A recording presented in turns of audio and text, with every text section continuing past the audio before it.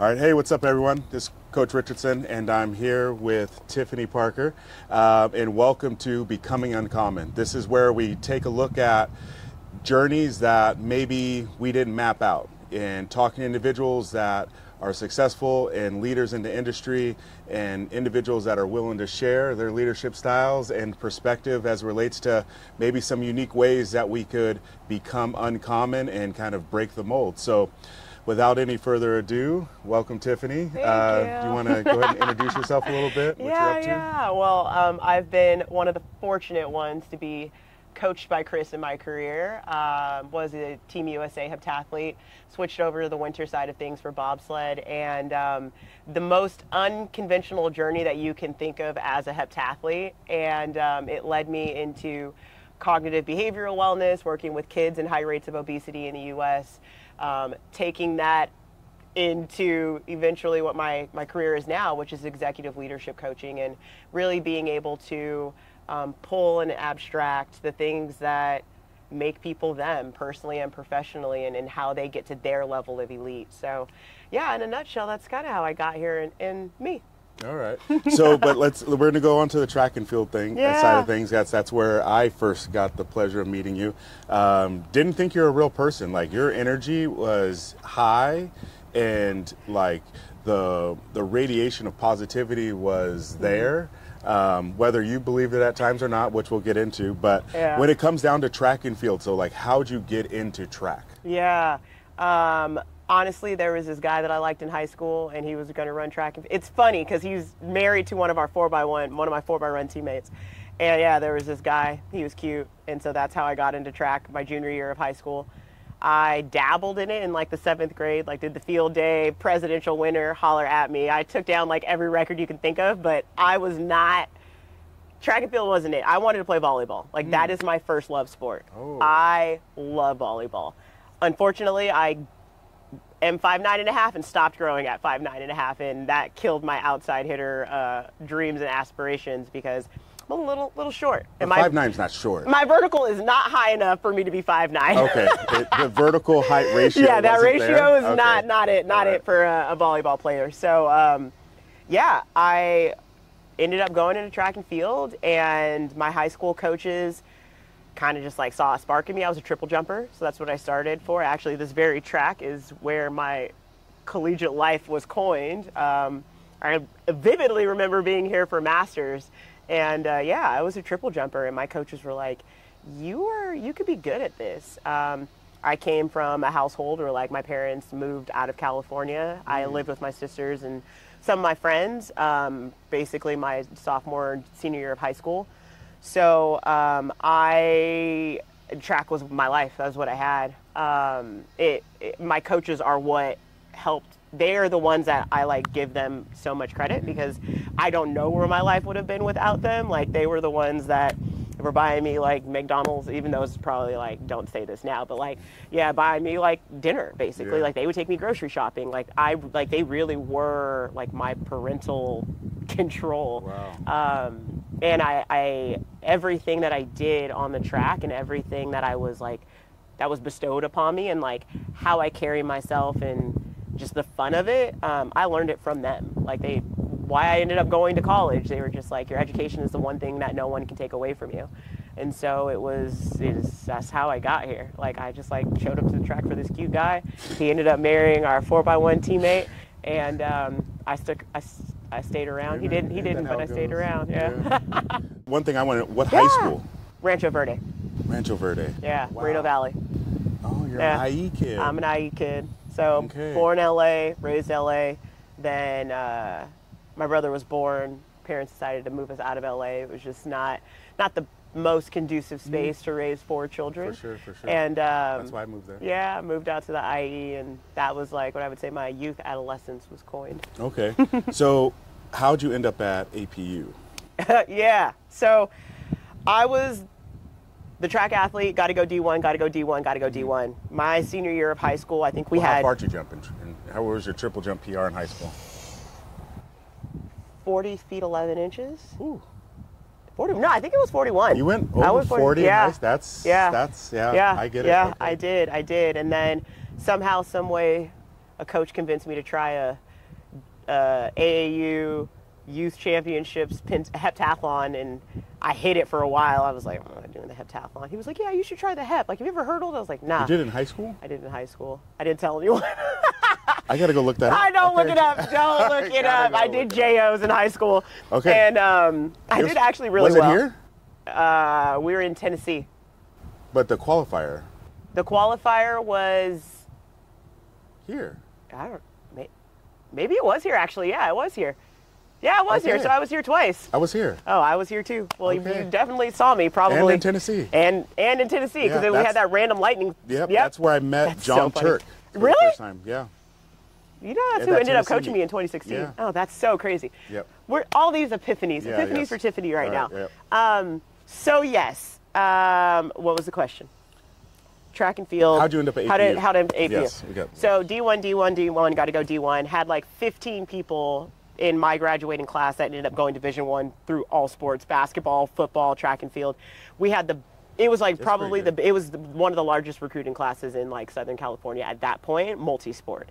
And yeah, we were just good. And went to New Mexico. I went to New Mexico specifically because the head coach there, Scotty, who's head coach at Air Force now, he was just very much like my high school coaches. I still talk to him till this day. Like, I was at NC's in Oregon and ran into him, and like still the same energy, the same type of person. I was like, if I'm going to be somewhere, like I'm going to be somewhere with this type of person. So that's how I ended up at New Mexico, because my recruiting trip, a flying cockroach landed in my hand in a cup, and I was like, what is it was anything that could go wrong for that recruiting trip happened. You said a what? A flying cockroach in New Mexico. I was sitting in the office talking to the head coaches, and there was a women's coach that was going to be my triple jump coach, because that's what I got recruited for. Like, they didn't really know that I did the multi yet. And she was like, yeah, you'll really love it here. And I was like, okay, it's like really hot. Like, I don't know I didn't really know geography. New Mexico, it snows and it's hot. I didn't know that either until I walked out of biology and snow was falling. And I was like, I didn't sign up for this. Concrete jungle kid, this wasn't it. But anywho, Scotty's what sealed the deal. He was just like, he was an energy, he was personality, and I felt safe. I was like, okay. Lobos?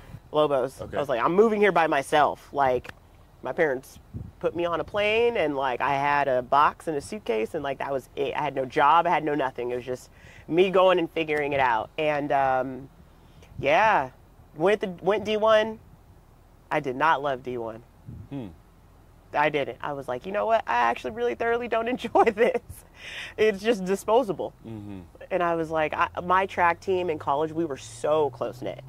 And yeah, we all had different walks of life, but we really functioned as like a true track team. And I got that sense in Scotty, and it's, I think, still till this day, like, well, he's just one of my rocks every time I see him. But yeah, New Mexico just wasn't it. North, south, east, west campus, 65,000 people. I was like, this is a lot. This was a lot. I didn't really party. I didn't really drink. Like, that's just not what I did in high school. So going into college and like that being the staple, I was like, no, I'm not really into it. But sure, I'll like drive people there. Like, I'll make sure everyone gets home safe. Like, I was always Mama Goose. Okay, good. Always Mama Goose, yeah. And so that's how I ended up in New Mexico. Honestly, I just wanted to go D1, and the coach was that person for me. It was between them and San Francisco. And San Francisco State? Yeah. Okay. So San Francisco was Who was the coach at that time? Kendra? Burke. Okay. What was Burke's first name? I don't even know Burke's first name, but he was the coach. And I had like softly committed to them, not verbally, but like verbally. And then I ended up, Scotty just had the personality, and I was like, Scotty feels right. He feels like the closest thing to home that I'm going to get. So yeah, I ended up going to New Mexico, and that's how I got there. And I transferred when I was just like, Scotty left, and he went to Air Force that year. Basically my freshman year, they brought me in, and then the head coaches resigned. Scotty left, and I was like, there's no reason for me to stay here. One of my really good friends ended up playing basketball at APU, transferring from Pepperdine. Really close to her, told her that I was thinking of transferring. She was like, well, you should look at APU. Like, I'm thinking about going there for basketball.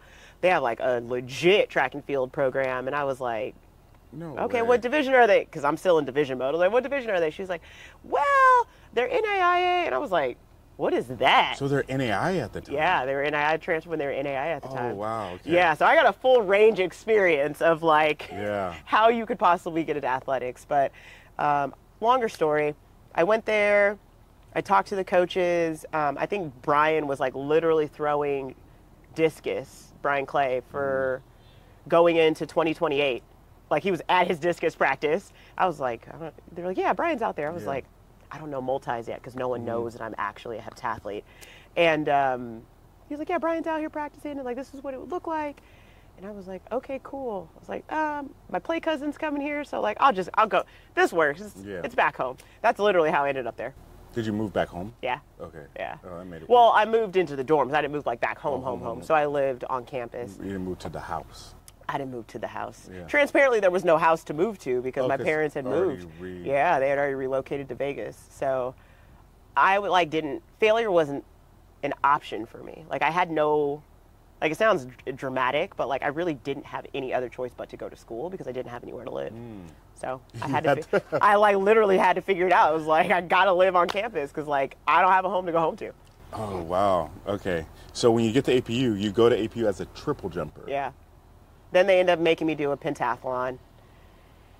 And then I end up becoming triple jumper. You can't just end up doing a pentathlon. No, I did. I hurdled. So I hurdled in high school. Okay. So when I did that AAU Junior Olympics meet, my coaches were like, oh, you can hurdle. So I ended up being a hurdle triple jumper. Okay. Then they were like, okay, you can long jump. So I ended up being a hurdle, long jump, triple jumper. Okay. And they were like, you're not really that fast, but you can run a 4x1. Because I was not fast. Like I don't think I ran an open 200 or 400 until college. In my life. Nope. I did not sprint. So people find it funny when I tell people like, yeah, I was good at all the technical events. But if you told me to give you the breakdown of a 200, I couldn't tell you what you're supposed to do. I have no idea. You start here and you finish here? That was it. I just tried to get to the 150 as fast as I could, and I always wonder why people passed me.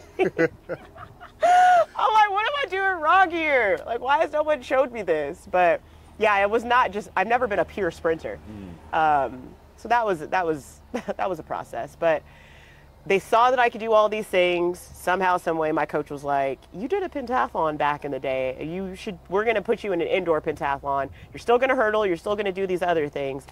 And I was like, I don't do the 800. He was like, yeah, we're going to start training for the 800. That's literally how I ended up being a multi. Then it's funny because at APU I was a full multi until my senior year or my junior year. And I was talking to Brian, he had just retired, and he was just like, we were doing standing triple jumps or something ridiculous, but no one knew I was like really a triple jumper because I'd just been a multi because I hadn't competed in college as a triple jumper. And so they were like, oh man, like I bet I beat you. I was like, I bet you don't. And they were like, what? I'm like, I will give you a 6-step approach at 39 feet right now. And they were like, what? I was like, standing, six-step jump. They were like, there's no way. I was like, I put money on it.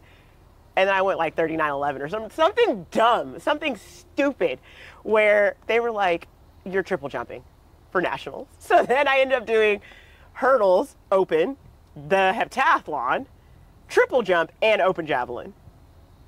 That was a great nationals. It was great. I ended up actually winning. I was national champion that year for hurdles. After I had a 20-minute turnaround, 2010, 11, 2010. Wow. Yeah. I had 20 minutes after the 800, which like... You're warmed up. Yeah, you've seen me run an 800. There's no warm-up. That is like deceased. Yeah. And my coach Kev was like, all right, just go put your feet up. Like, there's nothing else you can do. Like, all you got to do is just go out. I was such in flow that I couldn't even overthink the hurdles because I was so tired that I ended up running like the fastest race of my life.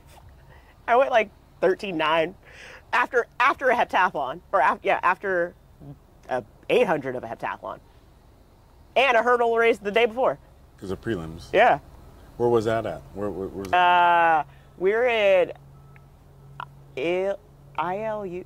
It was in Illinois because I remember we went to the Arch. So Indiana Wesleyan. Okay. That's what it was. I was like, what was Indiana Wesleyan? So that's where nationals was. Well, have you heard about APU going to D3 now? No. Yeah. Weren't they just D2? Yeah, they're D2. Yeah. And they're going to They're going to D3. drop down? Yeah. Oh, I didn't know that. Yeah. Oh. Yeah. They got in there in a reinstate football or. Oh, yeah. I knew that they were putting football back in. They had broke it off, but I didn't know they were going back down to D3. That's the whole program? Does the whole program have to go for you? Yeah. Interesting. That sucks. Yeah. It's I think it changes. Like, I think it's better business, especially now with the whole landscape of like NCAA. Like, you got to have money. Yeah, I was like, we could talk about that, but I was like, that's crazy. It's truly its own business now. Mm-hmm. I'm like, dang, this kind of like sucks the joy out of like what it was. In what way? What do you mean? Like, granted, if I could go back and have an NIL deal, I would have been that NIL girl. Yeah. I'm like, dang, I wish. Yeah, like, please roll this back some more years, because I would have gotten paid. But I also learned like resilience and like how to figure things out on my own, because like I didn't have that. Like, straight up, like if I didn't go to college, like I didn't know where I was going to live. So for me, like, all of the way that it was constructed, it probably didn't need to be that hard, but if it weren't that hard, and if I wasn't exposed to that level of just like adversity, I would not be sitting in this chair right now. Yeah. No way. No way, shape, or form. Yeah, because like you can't fake hardship, or you can't, you know what I mean? Like, like, or even the development of grit. Yeah. Like being able just to put that next foot forward and wake up that next day and know that you got to just go through the mud. Yeah. There's no way to fake that. You got to experience it. And so I think it gives you the ability to be able to relate to people differently. Because, and you know this, like, you get exposed to so many different types of people and so many different types of athletes. Like, you don't know someone's story until you create space to allow them to tell you their story. Exactly, like, you have to be that person that is capable of listening. It doesn't matter if you're doing executive leadership coaching or you're doing recruiting and someone is trusting you with their whole life because they're moving across the country with no family and a suitcase, and it's like you are the only family in this team that they have. You have to be able to relate to that in some way, or at least create space where you can sympathize with it. And a lot of people, I think the terrain has changed for coaches to be able to do that in the way that I've just been able to experience it. So going back to college, what was your major? Business administration. Business administration. Yeah. So if we went back and we said, Tiffany, what are you going to be doing when you're 30 years old, 40 years old? What is your career going to be? Yeah. If we asked you that then, what would you have told us? I knew what I wanted to do. At least I thought I did. I wanted to work for the most inspirational woman on the face of the earth. I knew exactly going into business that I wanted to work for Mattel, and I wanted to specifically work for Barbie. And I don't know why. I was just like, Really? I want every thesis I have done has been on Mattel and Barbie as a brand. The ideology and the just like behavior of like the characters that she plays and like how they make Barbies. It's crazy because now that I'm putting this all together, I do that in my real life now. But back then, I wanted to work for Mattel and I wanted to work for Barbie. I was graduating with my master's, did my 5th year, ended up getting a double master's and my MBA, and then my master's in management and marketing. Okay. I got a marketing concentration in addition to my HR management degree. And I was like, yep, going to Mattel. Did the interview, had all the things. And I graduated 2011. My mom passed away of a brain aneurysm. And it was I had like that was August. So I was like just starting season. Like I had just finished. I just finished and was like, I'm done with track, no more track. Graduated in December. Mom passed away in August. And I was still training, but I didn't know if I wanted to still compete. And I was just like, okay, I went to Kevin Barnett and I'm like, all right, I don't really know what to do now. And they were just like, well, take time, like be with your family and like, we'll kind of debrief this as we come back. So I knew that Mattel dream wasn't going to be it anymore because I don't know. I just felt like that wasn't going to be it. Like I knew what I wanted to do, got this business degree, did the interviews, didn't end up moving forward with it. I was like, that's not it. Trying to figure out my life is like my mom randomly passing away. I just graduated from college. Like, I don't know. So when my mom passed away, we were like clearing all of her stuff. Basically, she like wrote these journals to us. So I have 2 older sisters and a younger brother, and my firstborn niece. And she'd written these journals to us basically about like how she hoped our life would shape out. And basically opened my journal, and it was like, don't stop running track until God completely takes it away from you. So I went back to school, and I told Kevin Barnett, I was like, it's gonna sound batshit crazy, because like I think I'm good, but I don't think I'm like that good to be a U.S. athlete. Like, I did not grow up thinking that I was gonna like represent the country in a sport. Like, I just wanted to work for Barbie. And I saw the letter, and I was just like, I don't know what this is going to look like. I was like, well, if I just PR by 250 points each year, by the end of 4 years, I should be able to make an Olympic team. And that's literally the story of how it all happened. Wow. Yeah. Okay, so then that kickstarted your elite journey. Yep. Okay. Yeah, that's how it happened. So, like, when you talk about becoming uncommon, I have the most uncommon way of getting there. I ended up I needed to work, because I was like, well, I have no job now, and I want to do this random dream that my late mother has told me in a letter that I need to continue to do, which already sounds bat crazy when you tell people that. And so I like got my NASM and like was a personal trainer and was like taking on clients, and like then I went into the nutrition side of it, because I was like trying to figure out how I can buy myself time back, because I was a multi. I'm like, okay, I can't like do all this, do recovery physically, and then try to like coach all these clients. So then, yeah, it was the most uncommon way of me getting to how I got to where I am today. But yeah, this is how I got here. and I love how you just flippantly said, I just got my NASM certification, because that's not easy. It's not cheap. No, it was not cheap, and it was not easy, and I don't even know how I paid for it, but I don't. You get what I'm saying? Like, that was just such like a little road bump in this whole thing. I don't want to definitely gloss that over. Yeah, but I think it goes back to like failure. I've never. I'm going to say this could ruffle some feathers, but like, I've never had the luxury of failure.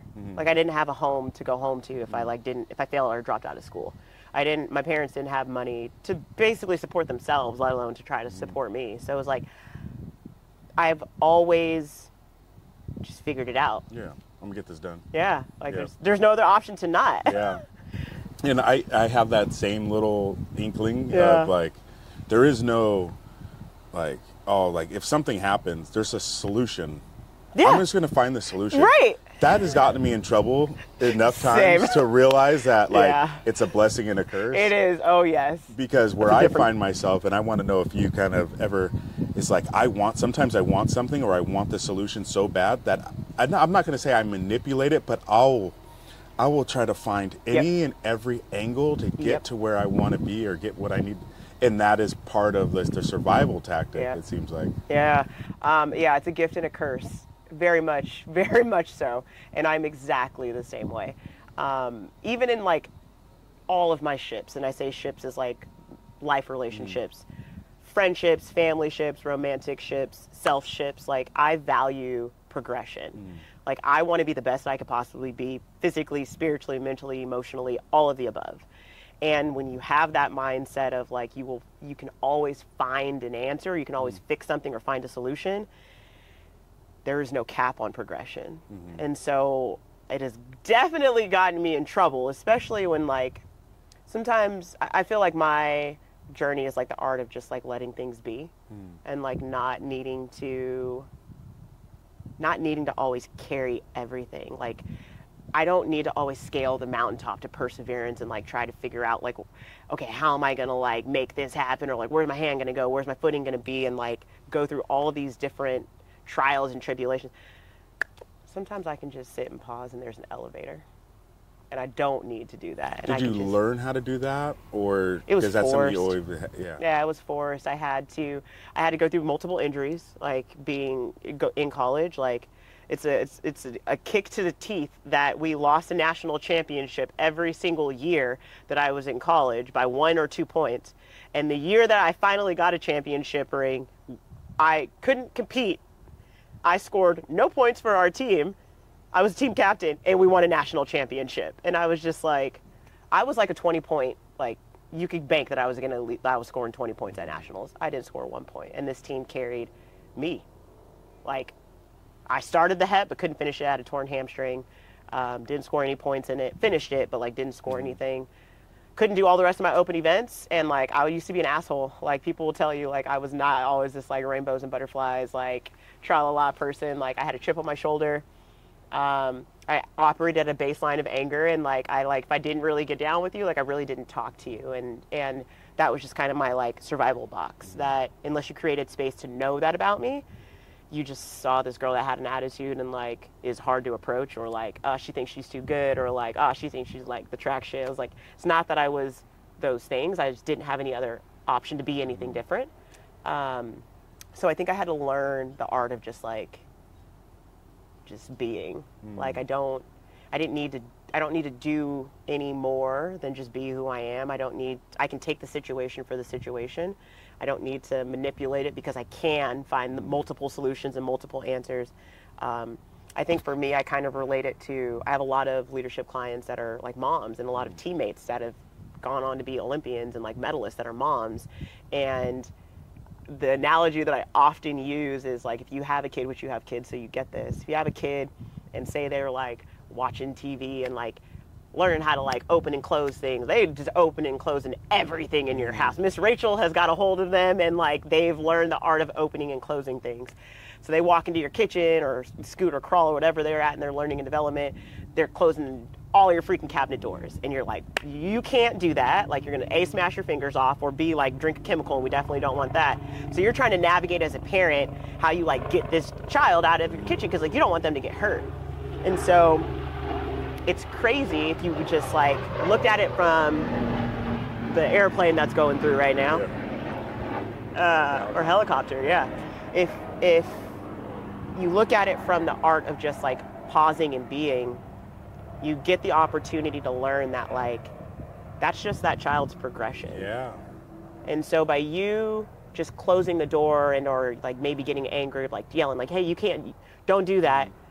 What would life be like if you position them into something that's like a book or a toy truck or something that they can continue to have that progression of what they're learning and put it into action without diminishing it, or like, you know the answer as a parent, they can't open that door because you don't want them to get into the chemicals because you know the aftermath. But the art of pausing allows you to be able to give people the gift of progression and like to not steal that from people. Yeah.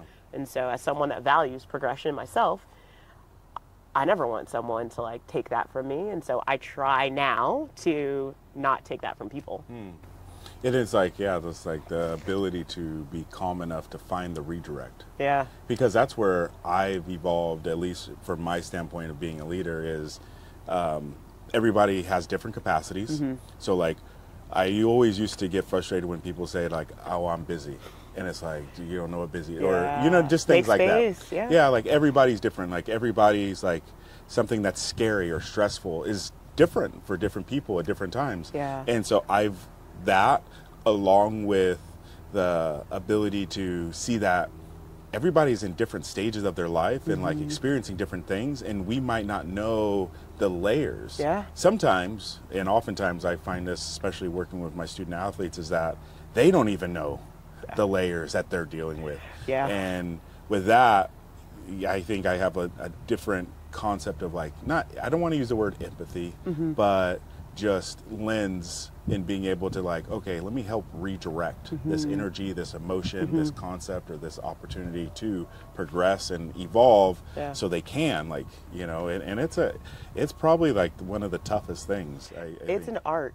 Yeah. It is a true art. And like, even from the athlete side to you, like that's what you do very well. I think it's like crazy because like I remember maybe one of the first teams that you were a coach of, and it was so crazy because you're silent. Like you have so much intent with what you do, but like you're not the big one that's going to be on the track.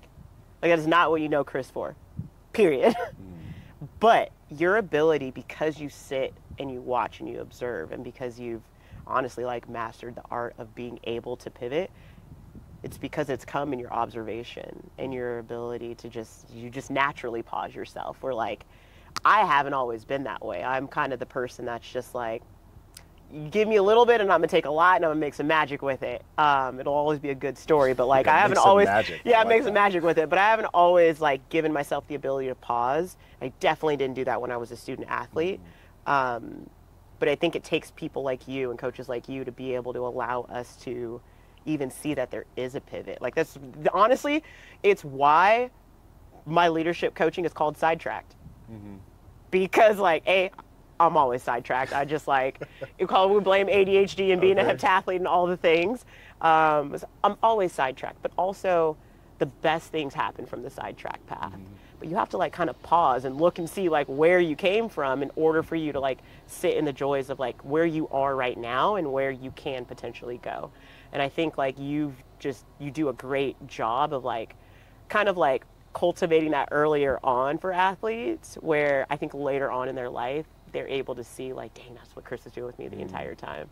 Yeah. So yeah. Yeah, no, it's for me, I take coaching so serious. Yeah.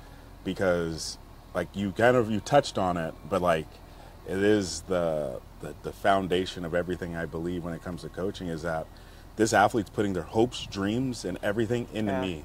So like I can't take anything for granted. Nothing is like, you know, beyond the realm of being able to consider it and like really think about it and be conscientious. Like I tell my athletes all the time, like, and they don't like this part, but I go, I'm never wrong. And I say that just to, you know, to kind of incite them a little bit. Yeah. But it's like, I'm not going to put myself in a position to jeopardize your opportunity, your situation, or your health. And like, I take this so serious that I'm not going to put myself in a position to be wrong. Yeah. And if I am wrong, at least I know how to fix it. And I'm willing to fix it. And so like, that's kind of what I tell them, and gives them an opportunity to realize that like, one, I care. Yeah. And then two, that it's not always going to go to plan. Like, we can map this whole thing out and like, it's not going to, and I think that's like, it's like, that's why I think I love coaching so much, because it's a constant puzzle. Yeah. Every athlete, even the same athlete from one year to the next, is a different puzzle. Yep. And it's a totally different type of like formula that I got to put together emotionally. Yeah, there's a lot. Yeah, like it's but it's given me the opportunity to meet some really cool people and do some really cool things, and I feel that like I do not take it for granted to be able to pour into people, just because, one, I wish I had more of that, and I wish, because like when you said compete angry. Like, that was a dark time. Like, me competing was like a dark time, because like you said, I didn't have nothing. Yeah. And I went, like, I would be intense. And like, I'm like, I didn't have to do that. Yeah. I think now. Now, yeah. Because, like, I mean, I broke my body down. Like, you talk about war battle wounds and all that stuff. Like, yeah, I have a whole list. We can go back and forth with all that. But one thing I want to get into, just the next, is like, when you talk about like being an athlete and kind of looking at that journey and kind of forecasting, because real life is inevitable. Yeah. Even when you're competing and going through your elite journey, being able to realize that like, there's life after track. Yeah. Like, you might not always think about it in the moment, but it is a thing. Like, there's life after sport. So when you think about that, when you reflect back, is there anything that you thought that you did that you can be like, I'm so glad I did that? Yeah. But you didn't. You thought it was like a novel, nothing thing in the past. Yeah. Is there anything that comes to mind? There's two big things, because I'm very fortunate where when I graduated from college and when I decided to continue to train, like, I went into probably one of the most elite training groups that you can think of. I had Brian Clay, that was a 2-time medalist. I had a Haitian national champion. I had a silver medalist that was a decathlete for Canada. I had a 4-time NCAA champion, like, decathlete. Like, my training group was stacked. And I was the only female, so it was great. There was no cattiness, there was no nothing. I was like the little sister of the crew. It was great. And I remember Brian bringing me to the corner of the track when the team came out one day, we like practiced at 10, they practiced at 1. He was like, you know the difference between like yourself and those kids, like the people that just got on this track right now? Like, do you know what makes you different? And I'm like, we train at 10? Like, we're better? I was like, I didn't like want to say, I was like, yeah. He's like, no, there's definitely people in that group that are better than you as an athlete. I was like, well, that's fair. There definitely are. But I didn't know what the answer was. And he was like, it's the 1% that you do. The things that you think that you don't need to do, he was like, you know, it's 1% difference between you being in this training group and being able to go on this journey that you're going on and being in college. It's doing the 1%. It's doing the foam rolling that you don't want to do at night. It's being the first person at the track, being the last person to leave. Like, how you show up to this one thing is how you're going to show up to everything. And so I would say, like, that was always in the back of my mind. And it led me to, like, going into my first Olympic training cycle. And Brian pulled me aside again. He was like, this is 4 years. Like, this is a 4-year process. And he was like, no matter if you get on a podium or you don't get on a podium, your biggest real gift is going to be you need to have someone that you walk off of that podium as, regardless if you get on top of it or not.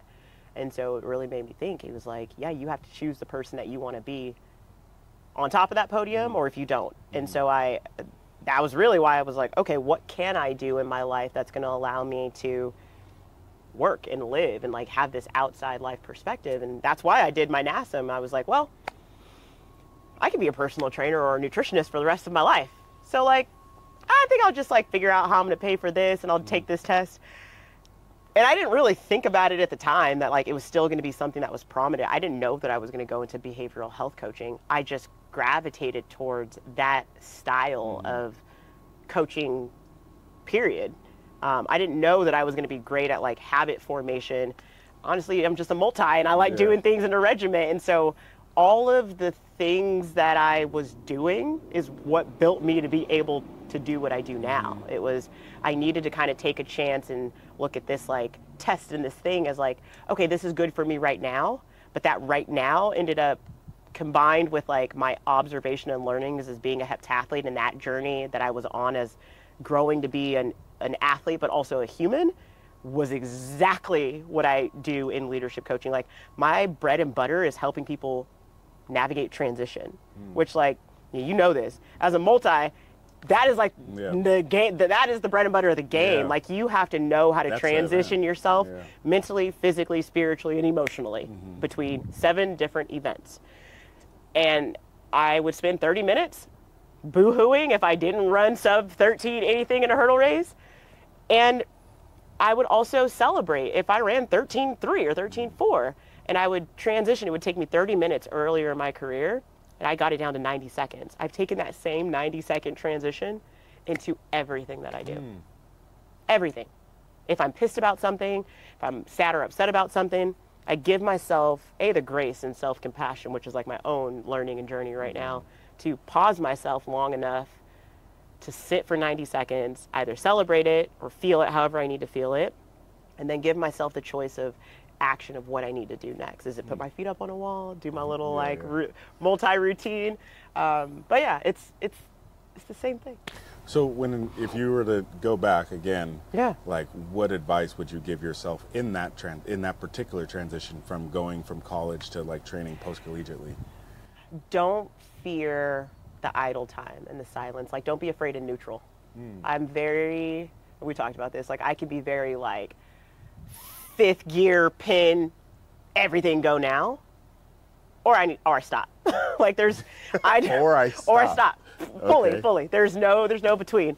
And I've always associated myself like I need to keep moving. It's the progression, but it's okay to sit in neutral. Neutral doesn't mean that your foot's not on the gas. It doesn't, like you're idle, and that's okay to be idle, because that's when, if you are sidetracked, you give yourself that opportunity to pivot and recommit to, all right, do I just need to enjoy what I'm seeing here? And like, maybe this is the new journey, or like, can I get back onto the path that I need to go back onto? So yeah, don't be afraid to kind of sit in neutral and like be still and like give yourself the opportunity to act versus when you're very like go, go, go, go, go, you get very reactionary, and that doesn't always end up well in your lifetime. Yeah. So yeah, give yourself the gift of pause is how I would coin that.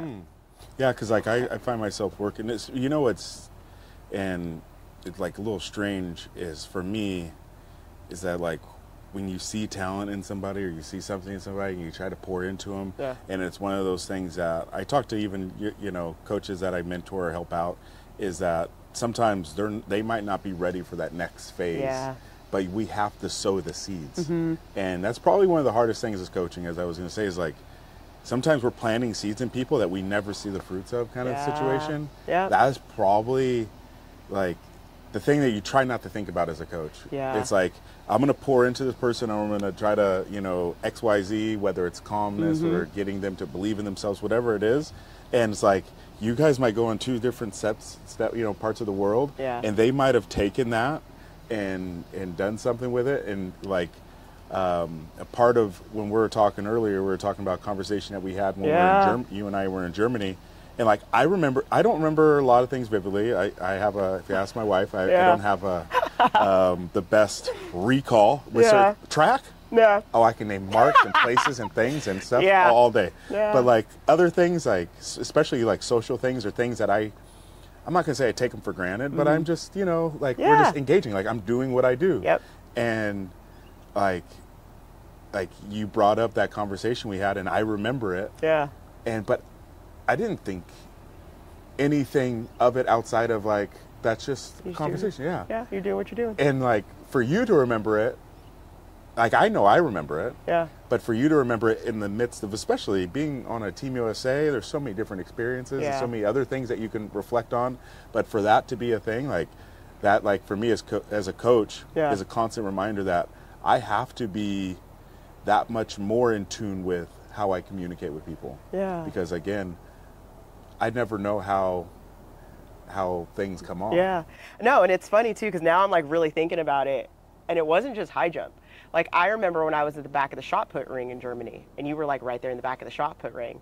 You said the same thing, and I went in and out and PR'd in shot put, and then I did it the same thing in javelin. And I came down the runway as the last athlete, like throwing, and I was like, all right, well, this is it. And then I ended up throwing like 50 meters and PRing, and I was just like, you were still literally like the picture, like you were, I still have the picture. You were right there, and I'm like, it's just wild how that one instance at high jump and the interaction that I had with you there trickled into, I wasn't even supposed to be at that meet.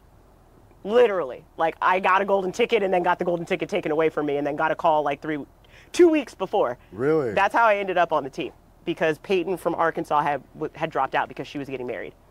So Kev called me and was like, no, this is how it happened.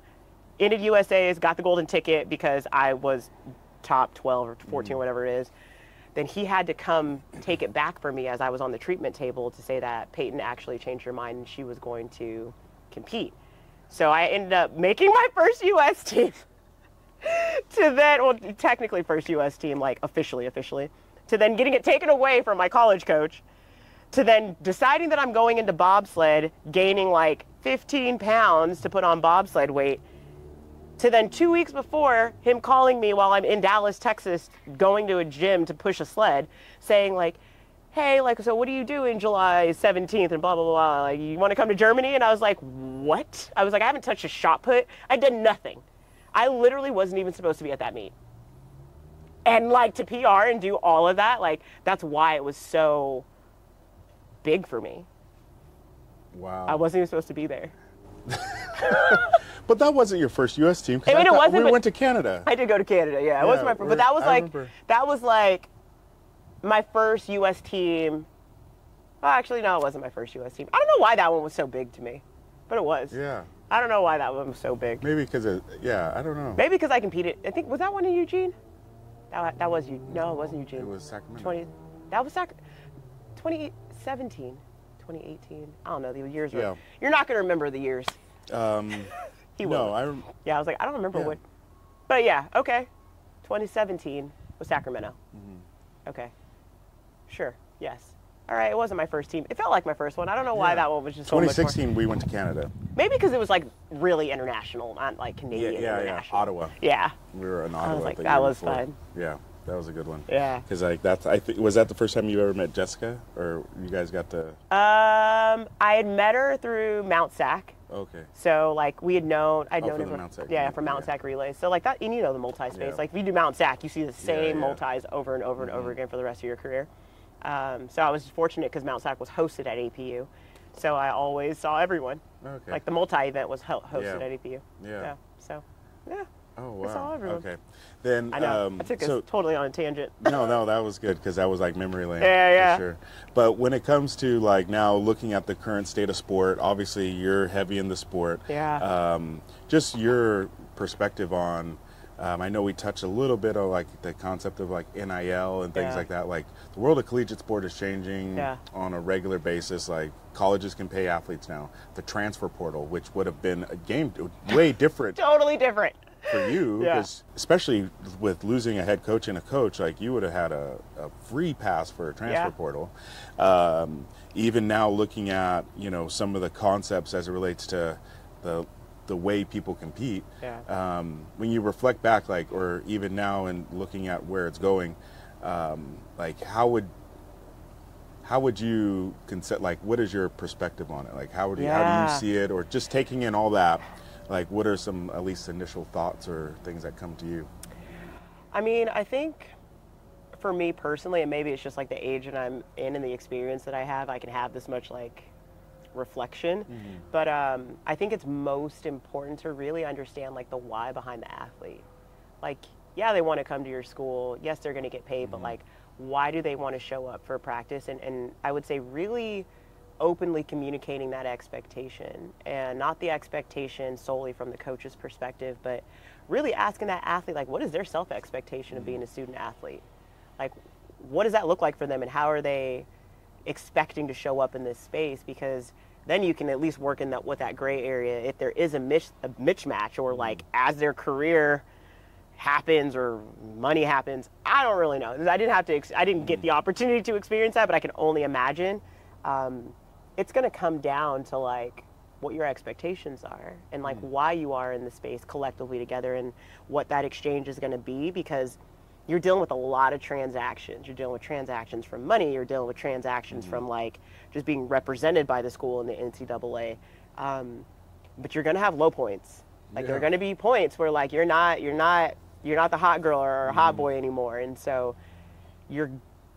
the space that coaches create and that I would say like lever of safety still needs to be there. And I hope that piece isn't lost in the mix of this, which unfortunately I feel like I'm seeing it is, because I can't imagine the stress that you're on as a coach and like trying to navigate all of how that looks. And those soft skills tend to be put on the back burner, or coaches retire, which is a lot of what I'm seeing right now. So the coaches that were that don't feel like they fit in that space anymore. And so my hope for it is that really understanding the athlete why, and that expectation of how they want to show up in the year, or whatever they're getting, whatever that time frame looks like. How do they want to show up? Because more than likely, that's going to be how they show up later on in their life. And so if you can get them to define that with you and have a commonality, a common understanding of just communicating what that looks like, I feel like there's some hope. Yeah, because like you're a transformative person. Like I think your leadership style is in that realm, and then by looking at it, like it is very transactional. Yeah. Right. It's a business that I don't think a lot of people are prepared for, and that's where I hope like even sharing like your story and insight on stuff, like because there's moms and parents that are looking at like, okay, where do I send my kid? What do I do? How do I navigate this space? Like there, might be potential current college athletes or future college athletes that need to see that like that it's a process, it's a journey, and there's a lot of bumps and turns that might come along the way. But with it being a business now, like it's really, at least for me, it gives me pause, because I don't think there's a lot of preparation or education on what those expectations are. Yeah. And I think you said a lot with the concept, especially in the sense that you have to start defining expectations, right? And like, you might not be right, right? Like those expectations might evolve and might change with circumstances, but you have to have clear expectations. You have to communicate those. You have to be able to articulate them and share them, and then be able to be safe enough to say, I don't know. And like someone can match you though. But like, that's why you have a coach, is like, they might not know either, but they're going to be willing to go on the journey like you have with so many different athletes to help them figure that out. So, and then like, so, you know, going into now like your life coaching, you know, career. So can you give us some more background, like name, like who, like not, maybe not who, but like how can somebody get involved, or why would somebody get involved in that? Because I think you're the perfect conduit to that, because of some of the things that you said, like, I'm going to take, like, we're going to maximize everything. Because, I mean, to be a great leader, to understand life, you have to, I think, once you learn how to accept versatility, that's like the cheat code of a lot of things, and being able to move through it. So, like, what does the life coaching look like? And so it's, I mean, it's a loaded question. It's a lot, but I would say it's rooted in, to go back specifically in what you just said of like the college athlete and the NIL. I think like life and executive and leadership coaching happened for me because I looked at the fact that there was going to be a podium. It's like, that's what you want. That's what you want your goals are set as. Like, get on the podium. First, second, third place. Hopefully you get first, but like, there's a podium. Life teaches you that a podium is a staircase, and every staircase has a basement. And the longer that you're on that trajectory, it's true. The longer you're on that trajectory as an athlete, the more stuff you accumulate in your basement. No one talks about living out of 2 suitcases and traveling the world by yourself. No one talks about like the deaths in family that you have to witness or experience. No one talks about like maybe you fail a class and you're like, I have no idea where I'm going to get these credits from. Or like maybe like something happens in your family dynamic and you're just like, you have to be like the person that's making the money for your family. Like, no one really talks about the basement element of it and that staircase to get to that podium that everyone sees. And so I think because maybe I just feel deeply, I don't really know how I like abstract and like analogy, like am able to pull hard conversations and concepts and make them like applicable and tangible. Like I'm a creative in the sense of like, I can hear a conversation and draw an analogy and a visual from it. And it's crazy because everyone's like, why don't you want to coach? I'm like, I don't want to coach because like, that is a gift in its own. I don't know how y'all I didn't say it. Yeah, I don't know how y'all do it, but like, I can't, that's not my space. I coach like the element of people's minds. I care about what are the habits that you're going to do to set you up for that podium and prepare you when you're in your basement. That's what that is, if I could, maybe sports psychology should have been my thing, but like, that's what I care about. I care about helping people figure that out for themselves. And it doesn't matter if their podium is like, I want to be the best mom in the world that I can be as a information technology officer, like a Fortune 500 company. I want to be the best like student athlete I can be as like the top freshman coming to college for the first time, whatever that's going to look like. Or I want to be the best coach that I can be. Like, how are you showing up for yourself in the duality of like being a parent, being a husband, being a coach, being a you, like that's all of Chris. And so for me, executive coaching and life coaching is like, I get a chance to look at like all of the layers that we talked about earlier of people and help them find and build habits to, I think that bug landed like directly on the camera. That was cool. Help them build habits to becoming that best person and having the option to transition the hats on and off of that person as they need to. And I think if I wouldn't be able to do that if I weren't a multi. I wouldn't be able to do that if I didn't experience all of the things that I've experienced in my life. And so how coaching and why leadership, I have a natural curiosity for just people. Like, that was it.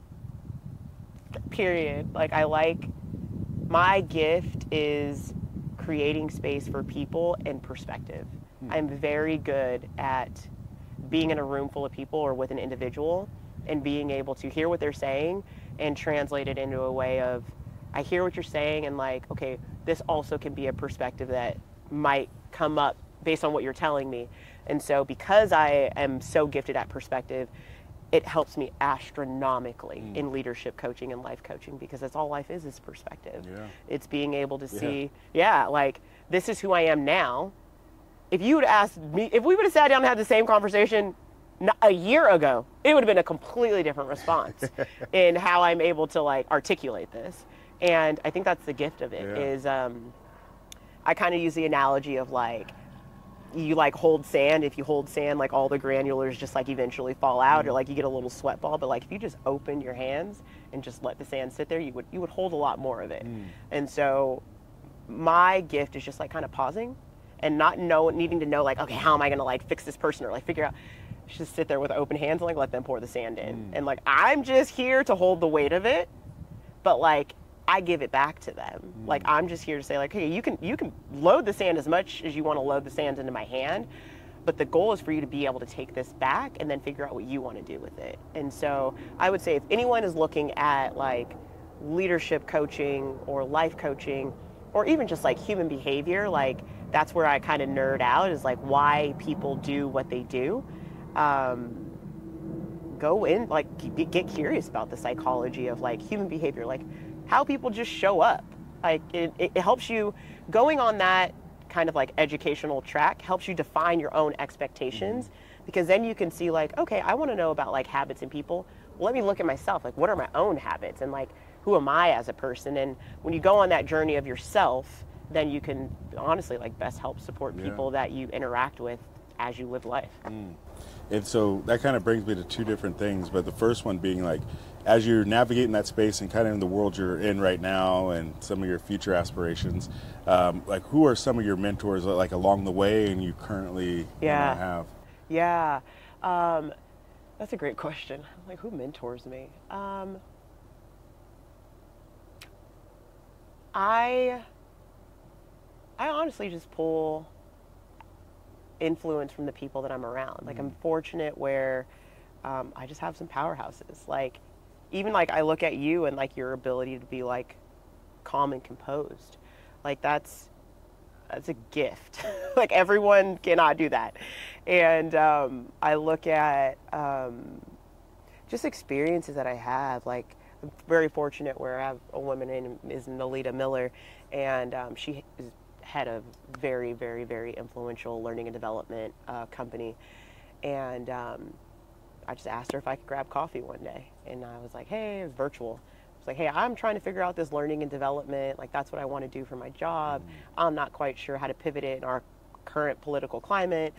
Learning and development is nested under diversity, equity, and inclusion right now in some places that I'm like looking at corporate and like, I don't know how to navigate this because I have never experienced anything like this. And so I say it, my like coining terms, like I borrowed her wisdom. Like I was like, all right, how are you experiencing this? And like, how can you help support me? And like how I'm trying to figure this out. So she's kind of a mentor for me because she kind of met me where I was, and she didn't big league me. She was just like, this person really needs help. And like I've learned later in my life to ask for help, but like, I do not ask for help. I will figure it out. Like I will figure it out. I don't care if it is unconventional, uncommon, it will get figured out. And I learned that I can just borrow wisdom from people. I don't need to be the person that like needs to test the theories and read the books and do all of the things. That's great, but I don't want to be a knowledge hoarder. Yeah. I don't need to do things just to do things. So let me ask. So she's someone I look forward to just speaking with. We probably talk like once a month.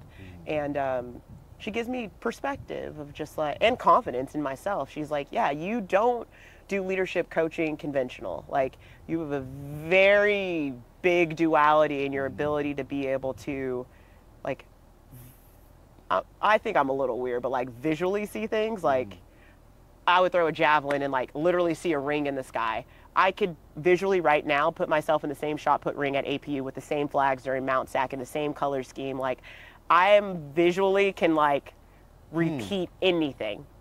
And so when I hear people talk, it's like I see the map of like what they're saying and I'm able to kind of put it together for them.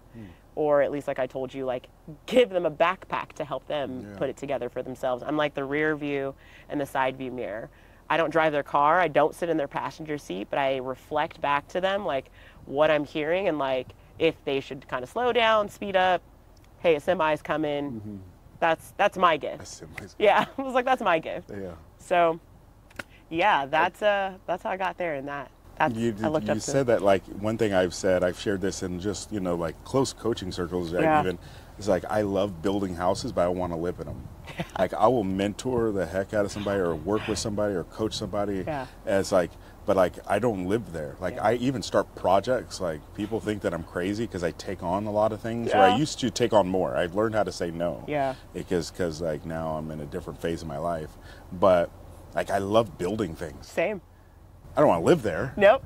I don't want to live there. But I will build the most immaculate whatever. But I need to move on. Absolutely. I'm moving on. 100%. Just so you know, I'm moving on. Like. And that's where I found that like the consulting route was for me. Like I think I still would love to do learning and development for a company. It could be corporate America, sure, whatever. But like it needs to have, like I have 3 values that I stay true to for myself. One of them is progression, which I named. The other one is authenticity. Like I will show up me and like you are going to get what you get. Don't apologize. in full. And the third one that's kind of like 3.5 is it needs to be fun and it needs to have freedom. Like if you put me in a cage in a box, you're not going to like it. Because I'm going to authentically and honestly tell you how I feel. And my progression is going to say like, this isn't going to be good for me. Like this is going to stifle some element of A, B, C, and D that I have already like went through, articulated, written down somewhere on a dream goal board. Like I am so like in tune with where I want to go, even though my hands are off the wheel and I don't need to know the how I'm going to get there. Yeah, I can articulate that very well. So I don't know where I was going with that. No, I love that. Yeah, because I think we're on the same wavelength. Freedom. Move on, consulting. So maybe people can look at it from that lens of like, if you do go into business or whatever your major is going to be, like, can you provide your service to someone to add value to what they're doing without needing to be like, without needing to go into corporate America or like needing to be like the Fortune 500 or 100 top companies to work for in the world. Your value isn't only set at that caliber. Like your value can be set in the nonprofit space. It can be anywhere. Looking at, it's like me and now I've just put this together. It's like me deciding if I'm going to go D1 or like NAIA. That's exactly what I was thinking. I was like, actually just put this together where it's like, the goal of it is like, what athlete can I develop into? And both of those are going to have a training program. Both of those are going to have a coach. Both of those are going to have a track. Both of those are going to have a dorm that I can sleep in. But they're not going to be the best developmental space for me personally and professionally that they can be unless I am willing to own my expectations being in that space and I'm willing to leave space for pausing so I can actually truly develop into what that space is capable of giving me. And I just put my whole life together. But the thing is, like, where I took from that too, and I think a lot of people need to hear this or understand this. Where you're at doesn't define you. Does not define you. Like that's like, it's like next level deep. Like where you're, because a lot of times people think things, places, and people define their value, and it's like the secret of life. That is not the case. Like that is not it. It's hard though, especially like. It's so true, and like I feel like, I don't know, I'm just gonna put myself in this. I feel like a lot of athletes can agree with this. You spend your entire life in external validation, like a crowd cheering for you, your coach telling you good job, like telling you a medal, like everything, because when you go home, like your coach goes home, a husband, a wife, whatever, you go home the athlete with the failure. Like your coach can't take that with them. You might feel it, but like you can't actually hold that for your athlete. So you're trying to undo your worth in your works while also simultaneously not letting your environment dictate your worth at the same time, because you are more, and you can be great no matter if you're D1 or you're NAIA or you go to a JC. Like, you can be great regardless of where you go. A program is a program, a coach is a coach, a space is a space, but you have to be honest about how you're bringing yourself to those individual spaces, and you have to own that. Yeah. And that's what comes in the podium, staircase, basement element of life. But you have to give yourself enough time. Don't just jump ship. Yeah. Don't try to just get from podium to podium to podium, because eventually, if you get a hole in your ceiling cracks and you end up in the basement, it's going to be a very hard fall. It's going to be, It's going to be a hard fall. And it's inevitable. Like, it's inevitable, and but it's necessary. Yeah, you have to. If you don't, like, it is, you don't think the fruits of your labor taste as good. Yeah. If you do not know the depths of a basement, right? Yep. Which is a perfect transition into, as we kind of wrap up, is looking at life after being a student athlete. Yeah. And I want you to put your leadership coaching hat on. Okay, I can do that. And what are some tips, tricks, secrets that whether you have learned on the past, which we've touched on, but really getting into that, because going from your identity being a student athlete or an athlete, right? Or even after you finish with school, like, I'm an athlete, this is my whole life. Yeah. Right? Yeah. I mean, I've went through it, and I think I have not a harder time. I've learned how to help my former student athletes navigate that space, and that's why I say, like, coaching, I'm never not a coach, right? Yeah. It's like, even if I'm not coaching you, I'm always going to be your coach, right? So I'm always writing letters of recommendation when they're moving on and all that stuff. But my oldest son, was born my last year of college in '08. So, like, I became a dad while an athlete. So becoming a dad made me realize that everything I thought was important is not as important as I thought it was, right? Yeah. And so my whole perspective shifted. So I was kind of thrust into separating athlete persona early. Like, I was thrust into it. I didn't have a choice. But as you navigate into it, like, talk us through that. Like, what do you think? Yeah, that is a loaded statement to end with, but I'll try to condense it into, like, maybe 1 or 3 points. I would say, first and foremost is, and it's why I wrote a workbook for it, is really identify your values.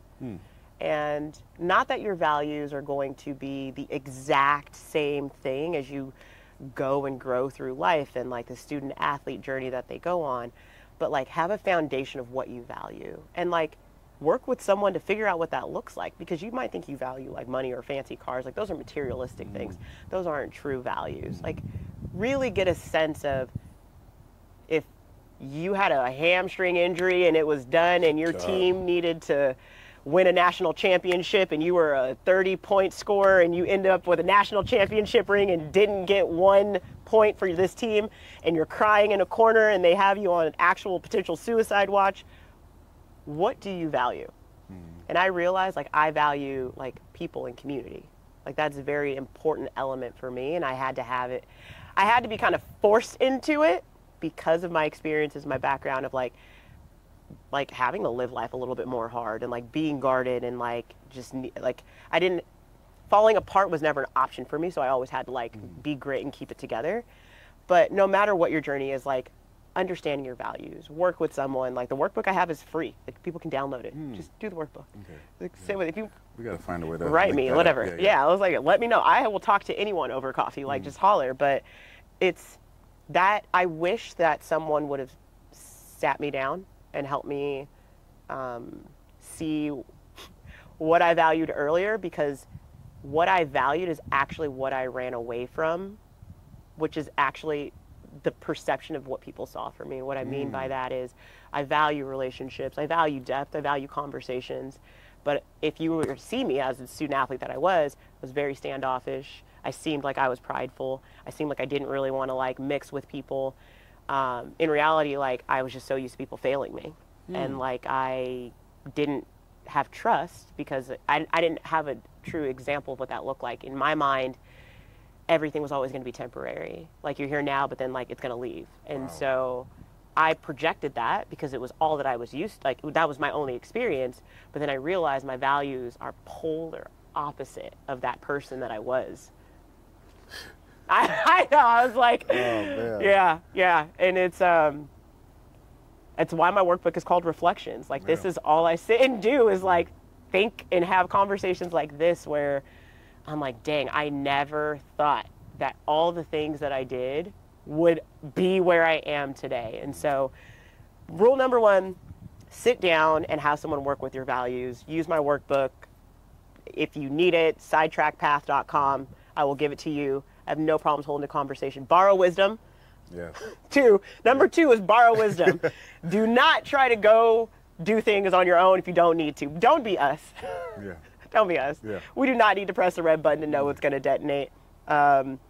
Ask people. Like, people love talking about themselves. I've learned that, especially in business. Like, if you want a job and there's a certain area that you want to go into and you're like, I don't have any experience in this job, find someone on LinkedIn that has the experience and be like, hey, I really admire like what you do in your career. Like, I would love to have coffee with you to figure out, like, I'm on a similar trajectory and would love to just kind of like pick your brain. People have no problems talking about themselves. Borrow wisdom. Understand your values, borrow wisdom. And I would say the third thing that really is the first thing, but it needed to be the third thing for this, is really look at how you define your I am statement.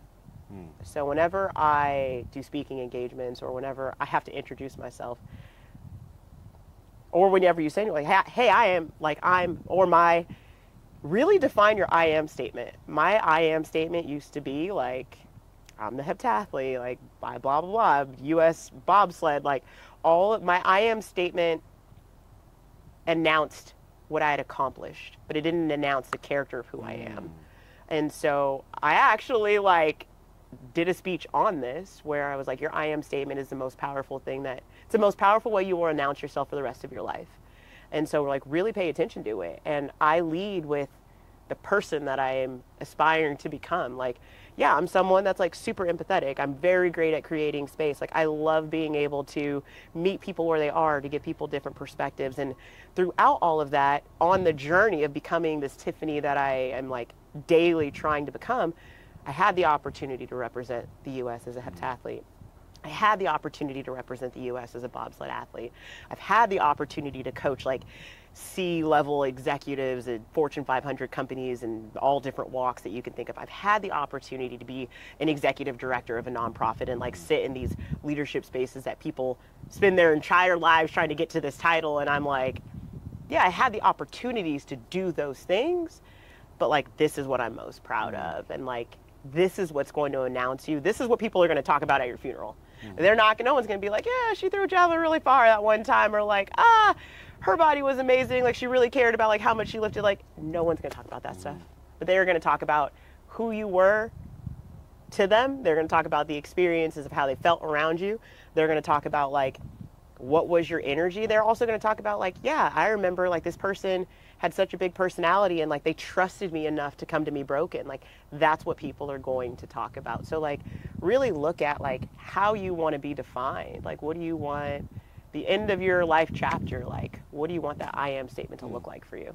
You know, and what I want to get your perspective on is like, when I'm looking at it and I start putting faces, when you're saying, oh, I'm putting faces to things and all this, right?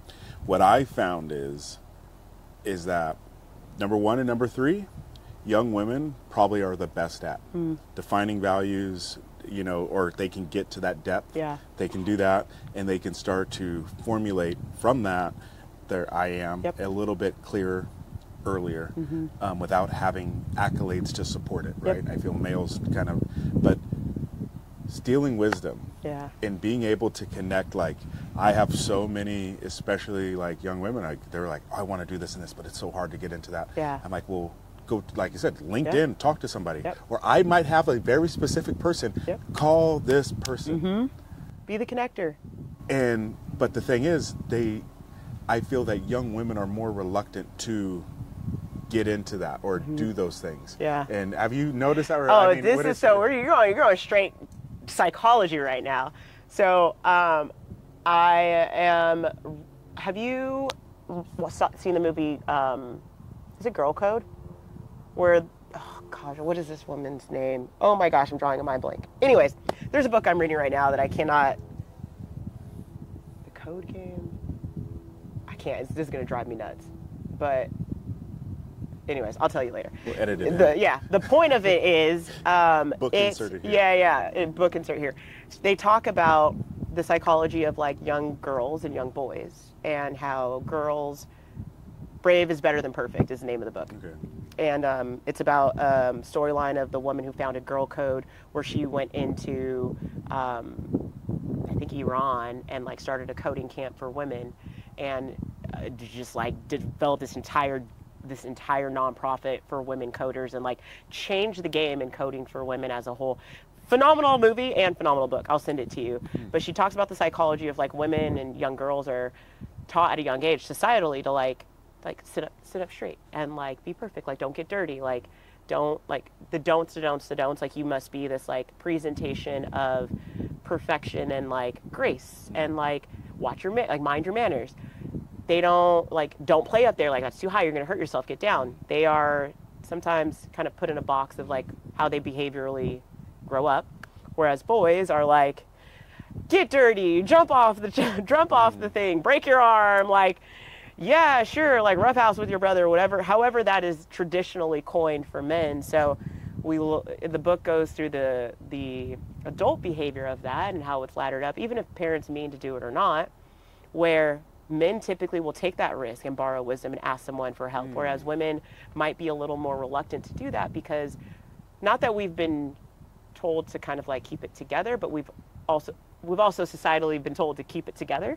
And so it does play a part. I think it plays a major element of like you're supposed to know, like you're supposed to be able to figure it out, whereas like boys are kind of just like, oh yeah, they don't know the answer, but they'll figure it out, like they'll go figure it out. You take on like she specifically talked about like an example where boys and girls had to write a code, and instead of them, they all had the same time, the boys submitted it.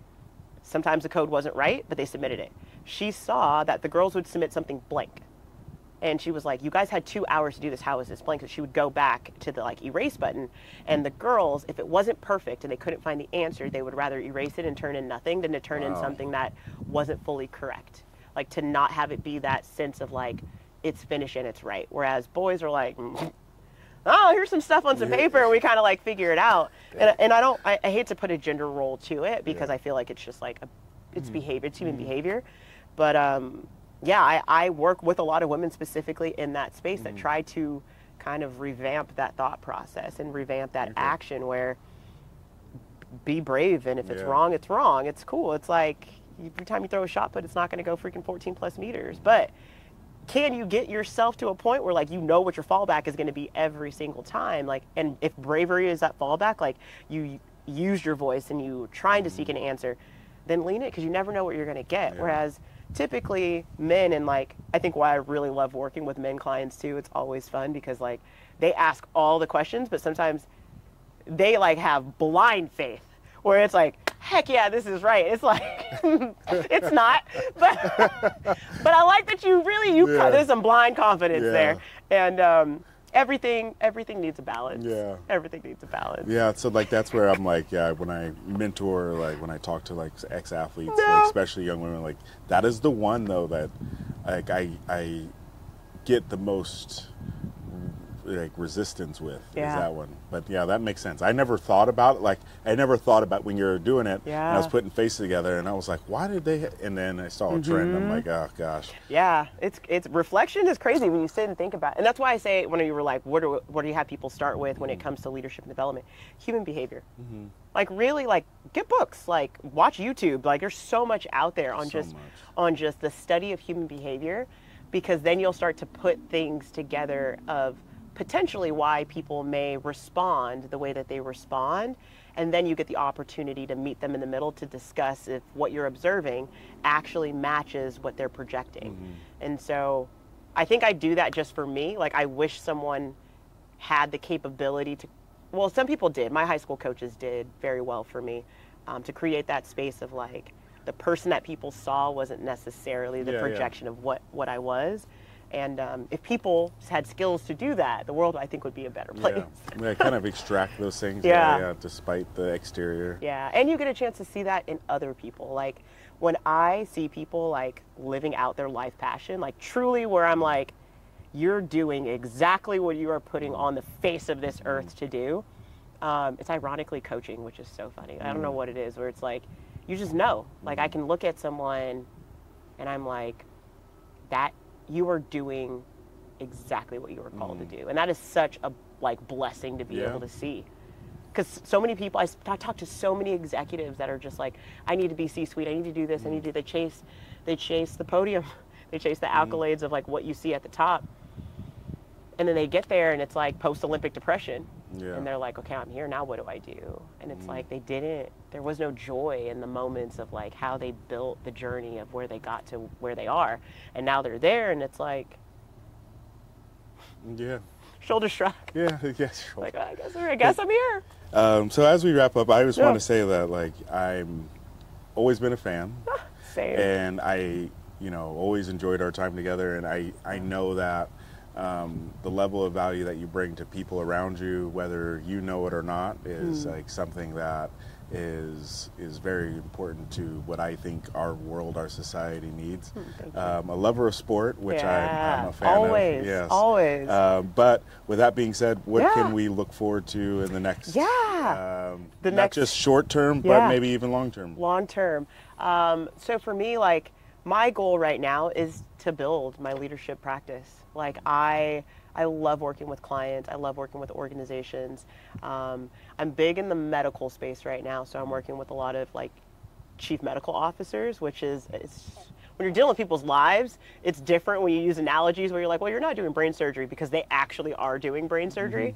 So I'm really excited about that, and just like growing my podcast.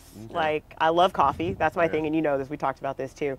All the places I've been able to go as an athlete in the world have always been around like random coffee corners and coffee tables.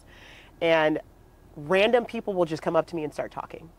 Like we don't have enough time to, that'll be another podcast we talk about, but people have always come into my coffee corner, and like I laugh because my initial thought is like, I'm still that girl that's like standoffish, that like people see as the chip on their shoulder, but like that is not what I project anymore. So like it sometimes shocks me when people come up, and so now I'm embracing that. Good. And I'm just like having the conversations. I'm learning so much about different people all around the world. Like some people unhoused, some people food insecurity, some people end up being like multi Grammy winning award winners. I'm like, how the heck did we end up at the same coffee table at the airport? Like just crazy stuff. So really diving deep into those stories and telling those stories more. And yeah, like just growing my practice. Like I have my set 50. That's my goal for 2026 is like, I want to have a total of 50 new executive leadership clients. And I don't know what capacity that's going to happen. No idea how, when, why, or how. Letting go of the how, but that's how it's going to happen. And writing more workbooks. Like I have a gift of also curriculum. I didn't know that until I was like, oh, I guess I can write. And I wanted learning and development to not just be for C-suite people. I wanted it to be for anyone in their walk of life, whether they were brand new managers, graduating from high school, whatever. So I just wrote it all out and wrote workbooks. So I have a Finding Your Leadership workbook, which is just like the reset of like, who am I as a leader, as an individual? And then I have the second featured part, which is like really diving deep into your values. And then my full workbook that I wrote, which encompasses like everything, all of the things of life, all the pillars. Limiting beliefs, looking at identifying your values, working through like feedback loops, and like really truly like the series that I wrote is called Reflections, because it's all it is. It's just really sitting back and reflecting on yourself and your ecosystems and your environment, and being a self-developed leader.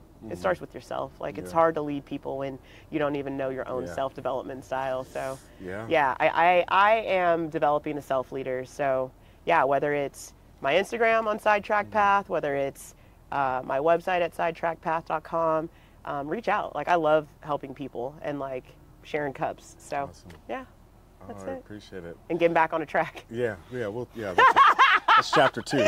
Well, thanks for joining us. And when it comes down to being uncommon, you know, like I said, there is no defined path, and you know, we got to be ready to step into anything that we do, be willing to learn as much as we possibly can along the way, and make the most out of every opportunity and every relationship that we have. But other than that, see you next week. Thanks.